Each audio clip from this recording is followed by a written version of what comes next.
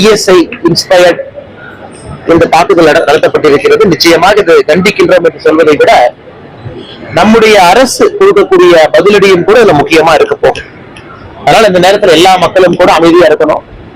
ஏன்னா யாரும் சோசியல் மீடியாவில் நிறைய விஷயங்களை பார்க்கிற எல்லோருமே ஆக்ரோஷமா பதிவுகளை போடுறாங்க. தேவையில்லாத அரசு இயந்திரங்கள் என்ன செய்யணுமோ தகுந்த நேரத்தில் அவங்க செய்வாங்க.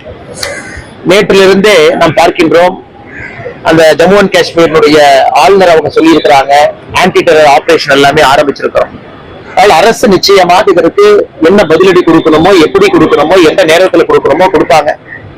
அதனால் மக்கள் அதற்காக நாம் செய்யக்கூடிய வேலையை நம்ம நிறுத்தக்கூடாது. எல்லோரும் நம் வேலையை செய்யணும்.